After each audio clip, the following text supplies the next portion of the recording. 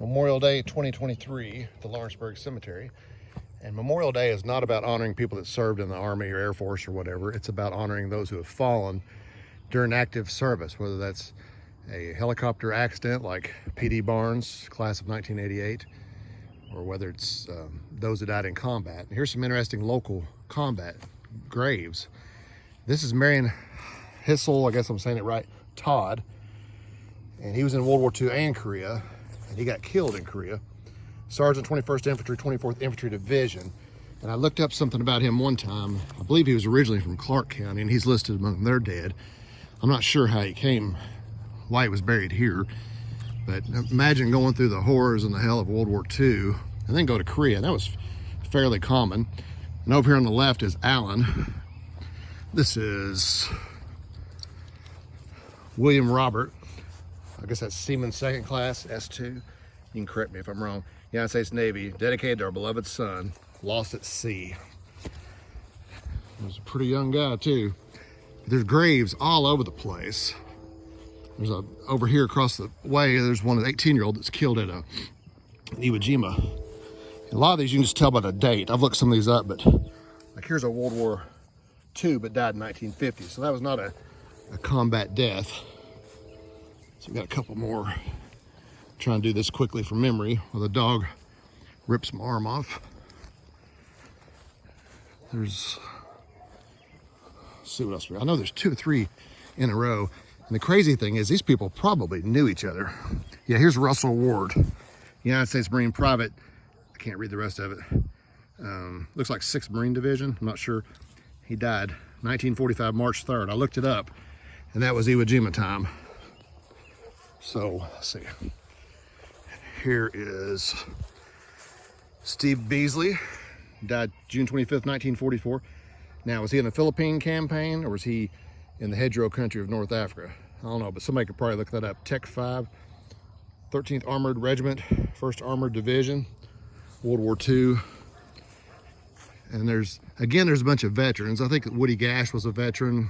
My friend Todd Jeffries over there was in the National Guard. His grandfather was in World War II. Dr. Gilbert, the old Dr. Gilbert, is buried on the far side of the new cemetery, almost to the train tracks. And then over here is one that's quite fascinating. There's a Korean War one. It's missing in action, Korea. Look at this guy, 21 years old. First Lieutenant Elster R. King, Company G, 38th RCT, I don't know what that is. 2nd Infantry. That wouldn't be regiment, unless I spelled it wrong.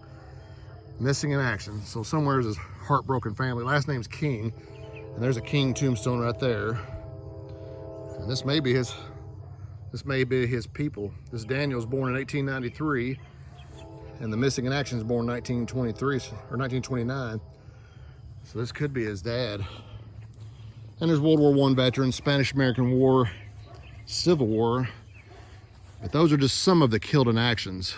And they are, I mean, it's quite fascinating. So you can just imagine the time of the war, they'd bury one guy that you know right here. A couple months later, they'd get the telegram and knock at the door, bury another one next door. These are probably classmates and everything. And that name over there, that Robert Allen that I talked about, lost at sea, his class picture is inside the old health department there. This now, I think is it the Chamber of Commerce or is it the, whatever it is there in town next to the bus garage, and his picture's up there. So he's like the graduating class of, say, 1942, and you know what those guys are headed for in the future. So anyway, Memorial Day is not a day where we focus on how drunk we can get on which lake we're on our boats. It is about honoring these people that have fought for freedom, even though freedom is about shot now. But don't take their sacrifice for granted. They paid with their lives face down in the mud or lost at sea or whatever. And we're enjoying the benefits of it for now. And tyranny is among us. So stand up for the country like these guys did, like Russell Ward did. Was he headed up Mount Suribachi? Was he killed on the black sands of Iwo Jima on the beach? Was he killed by a sniper later on? I don't know. The middle guy raising the flag, that famous picture at Iwo Jima, is Private Sousley. And he's from Fleming County. I started to say Elizaville. I can't remember the exact community. He raised the flag and then was shot by a sniper a little bit later on. So anyway, just some thoughts for what they're worth, but don't ever forget these guys' sacrifice. They're rewriting history, tearing down statues, and don't let them. Thanks.